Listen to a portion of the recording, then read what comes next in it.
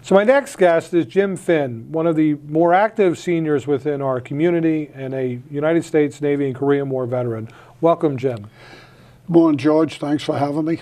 So, Jim, I'm delighted to have you on the program. I've known you since I was a kid, very many years ago, through St. Francis and in West Nyack, and I know that you've been very, very involved with our seniors. You had a couple of groups that you've been involved with that we can talk about a little bit later on. But really kind of want to talk a little bit about you and about your background, about your service to our country as a U.S. Navy veteran. So, Jim, maybe just for the benefit of our viewers, give a little bit of your background, where you were born, raised, and how long have you lived in Rockland? I was born down in Manhattan on the west side, which was called Vinegar Hill. Mm-hmm. And stayed there until I met my wife, Jerry. And when I came out of the Navy, we had met when we were in high school. We went on the high school boat ride together. She was with Cathedral. We met. And right after that, I went into the Navy. And we said we would never get married while I was in service. So I read up for 2 more years. But I was with the Navy for 6 years, and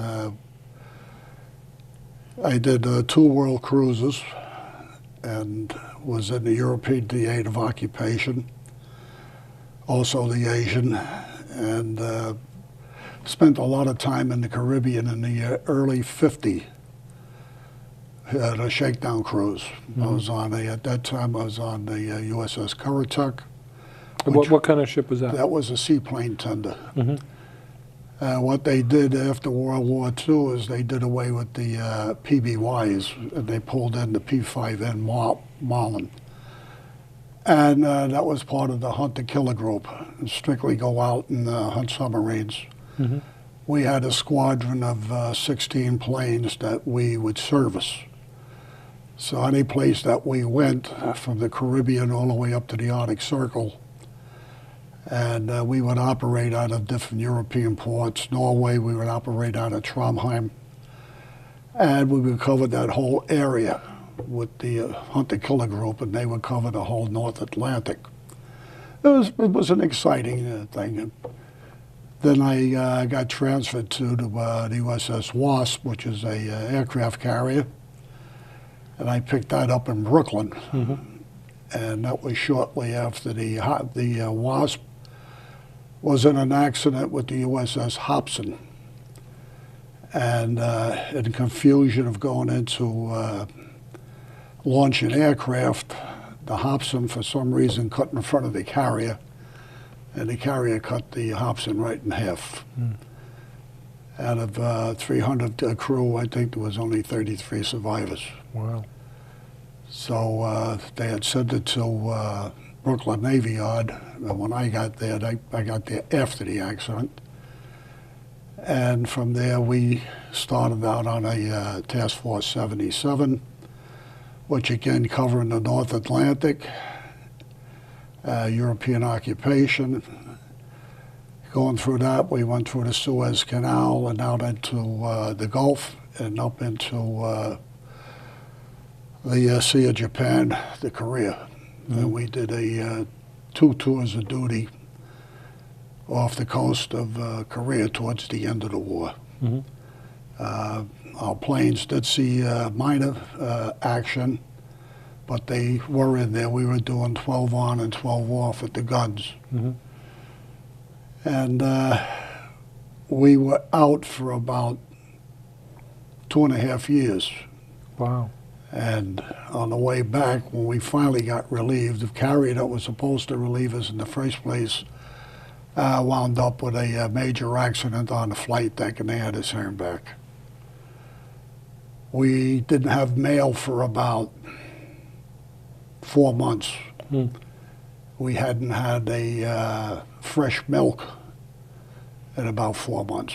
The supply ship never caught up with us. So on the way back, we pulled into Hawaii, to Oahu, to Pearl Harbor, and the CO gave us the option. We could stay in for 2 weeks R&R, or get in, refuel, reprovision, and get out of there and head back towards San Diego. So the crew, without any opposition, voted to head back to San Diego. I did manage to get 2 feet on the dock of Hawaii because there was fresh milk. Mm-hmm. So when I saw the milk down there, I just told the CO, not the CO, but the officer of the day at the deck, I said, I'm going down to get the milk. He says, you make sure you bring me up one also. Of course, we were all doing without the milk. So I went down and grabbed a case of milk and managed to, by the time I got up there, I managed to save about 3 or 4 for myself and my crew. Mm-hmm. And the rest were given out to the officers and a couple others. Mm-hmm. But it was quite an interesting tour, and like I said, I had re-upped. When I got back to San Diego, I got my orders to go back to New York, where I wound up in 90 Church Street, headquarters of the 3rd Naval District, where I was working with a special group with the Admiral. And in fact, my picture is up at the street schools in the Hall of Heroes up there with the thing. I was one of the very few sailors that was allowed to carry a loaded 45. Normally it would always be a Marine. But while I was there, I was also assigned to the Admiral, and wherever he went, I went.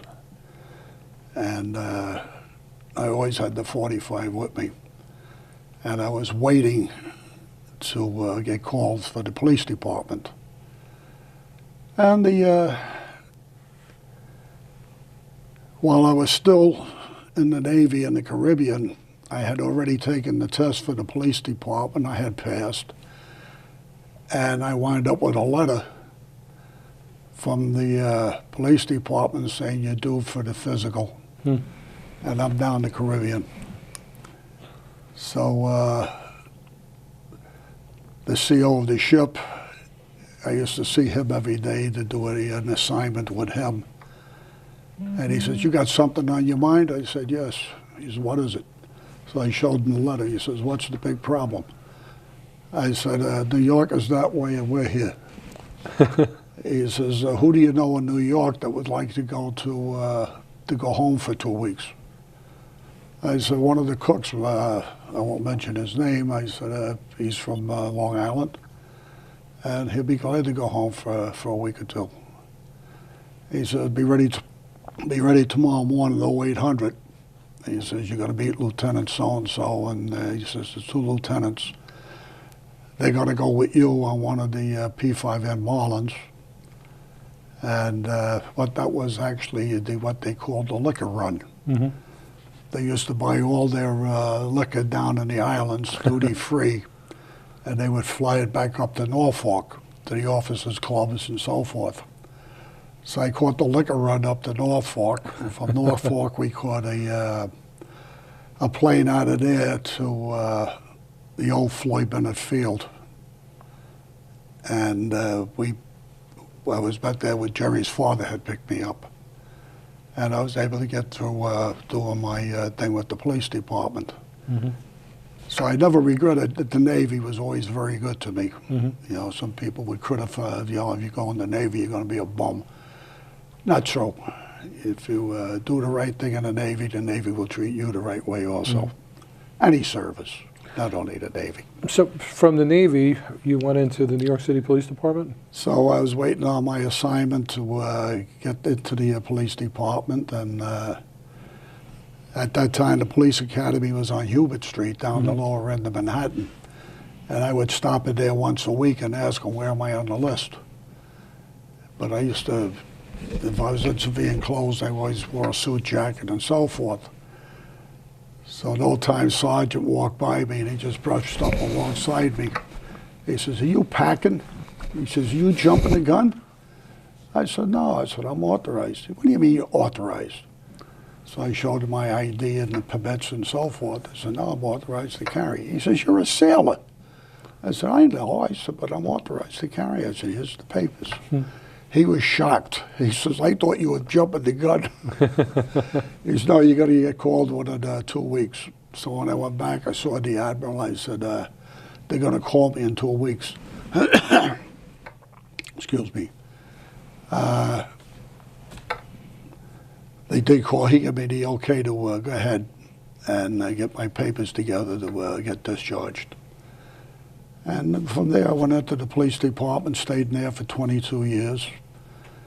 I started out in Manhattan at 13 Precinct, and it was a, you know, part of it was quiet. The other part of it was a pain in the backside. You had the troubles down there also. From there, I went into play what they call plain clothes, and then I did a short period of time and undercover, working on the piers in the Hudson, and I won't go into what it was. But I worked on that for a while, and then I was transferred up to the 4-1. And I got my gold shield in the 4-1 and became a detective in the 4-1. 4-1, as everybody knows, was Fort Apache in the South Bronx. Very active precinct, and that was the heyday in the 60s when they were trying to burn it all down. So I put in 22 years and finally came to the conclusion that I'm tired of running back and forth to Manhattan and the Bronx, and I've had it. So I told Jerry, I said, it's time for me to get out. I'm going to retire. So I retired, and I got a couple of different jobs after that, and marble construction and home improvements. And then I was doing security for Action Security up here in Rockland County. We had the old Nanuet Mall. In fact, the day of the Brinks robbery up there, I was in charge, and I had just set up all the guys. There was about 6 fellas that I had to assign. They were ex-police officers. Assign them to their post within the wall, have them all set up. Once I had them all set up, I had to go to the Concord Hotel up off of Route 17 to set up a convention date for the Elks, because I was the exalted ruler. Growing up, the radiator hose bust, and I was off to the side of the road, and I was listening to the radio, and I got the reports about the Nanuet Mall. So when the state trooper pulled up, he asked me about it. I said, do me a favor while you're here.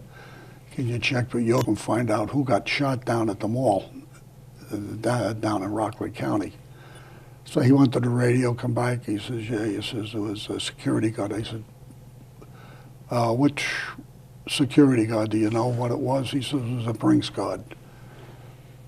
I sort of had a sigh of relief that it wasn't one of my guys, and I also felt sorry for Paige, who was the Brinks guard that got shot. But Jerry, my wife, was working at Sears at the time, and she had just come out of Sears, and she was going out that door. The car had broken down, so she was going to take a bus to get home. And she got just to the door to go outside where the Brinks truck was. In fact, the Brinks guys passed her by. And she all of a sudden realized she forgot that she left her jacket. So she made a U-turn, went back, and that's when the shootout started. Wow. She would have walked right into it. So God was with her. Wow, that's incredible. So Jim, we're just about out of time, but we really didn't get into some of your service. You've been very involved with Triad, and you were involved with the Seniors for Rockland group, as well as you've been super involved as an usher and a lot of other roles over at St. Francis and West Nyack, and very involved with the West Nyack 2 Seniors Club.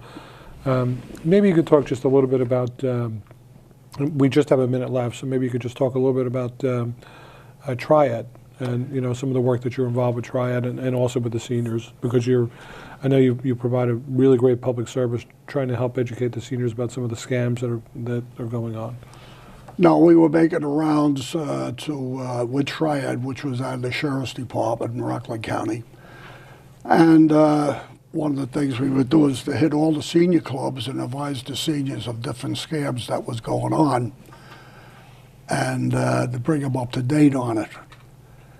It was probably the last 18 years that I've been working with the seniors in various jobs and so forth.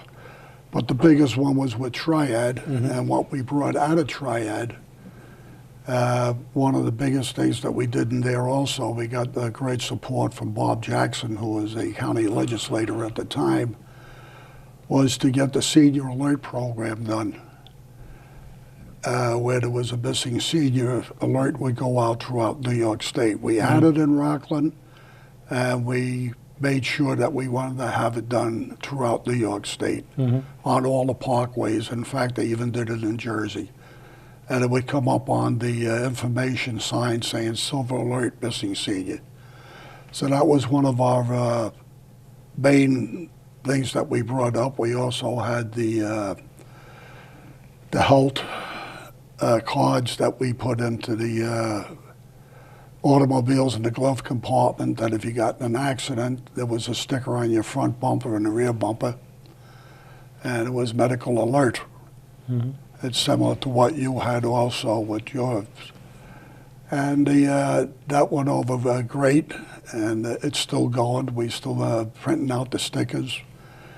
I am not making the rounds anymore. We have a new president. I stepped down as president about a year ago. And the new president's taken over. He's doing a very good job. He's working very hard with it. But one of the things I was really pushing for in Rockland County with our state senator and the state legislator was the senior hate crime law. And I wound up into a concrete wall with that. I couldn't understand why any senator or any legislator would not vote for it. And what it would be is that if you involved in any way whatsoever in a crime against a senior, and upon conviction, you would get another extra 5 to 10 years because you did target a senior. So we ran into opposition with that, so I said, all right, maybe they don't like the word hate. So I decided to change it to the Senior Protection Bill. And that's still being kicked around in Albany also. Well, hopefully that comes to fruition. Nobody moved on it. I'm going to approach the county legislator like we did with the Senior Alert Program. And maybe if we can push it into Rockland County, get it going in Rockland, then maybe we can push it up into New York State. There are parts of New York State right now, especially Long Island, that are using the senior hate crime law. Also, Bergen County is using it right now. There have been convictions on this. So why the hold up in New York, I don't know, but I'm not going to let loose of this. It's been a pet peeve of mine for the last 10 years, and that's how long, since Senator Morahan died. He was right on the top of this. He was just about ready to have it passed. Just had to have a few words changed in the bill when he died. That's a shame. And it died with him. And I haven't seen, you get the same story. Well, it's here, it's in this committee, it's in that committee. It's in every committee in Albany, and no movement. So I asked again, and I get on the radio with it every so often, every couple of weeks, and I bring it back up on the radio at WRCR. Why isn't this thing being done? Why are the seniors being pushed to the back of the bus? It seems like every time we want to get something done for the seniors, it gets pushed aside. Something else is more important. There is nothing more important than seniors in Rockland County or New York State or nationwide. They're a major group, they're a major voting group. I've been supporting them. I tell them at every meeting, keep your voices loud. Let them know that you're here. You're a senior. Just because you're a senior doesn't mean that you have to sit in the corner and not be heard. We want the seniors to be heard. Absolutely. And that's been my primary thing for the last 10 years, trying to get this bill and a couple more things that I'm working on to try to get it pushed through, that it help out seniors. Good. Well, Jim, I know we went a good bit over, so I wish we could continue. But you know, on a personal level, I want to thank you. I've known you for years, since I was a young man over at St. Francis as a kid, and just a tremendous amount of respect for you, Jim, for your service and learning even more about it today and the benefit for our listeners. I want to thank you for your service, you know, not just to our seniors and your service as a police officer, but importantly to your service to our nation as a sailor and your service during a time of war, the Korean War. I want to thank you for everything that you've done and for your continued service and for your personal friendship. Thank you, Jim. Thank you, George, for having me, and it's been a pleasure. And like you said there before, I've known you for a long time. You've always been one of the best guys I've known for years. Well, thank you for that, Jim. Up next, Clarkstown Town Justice, Judge Howard Gerber.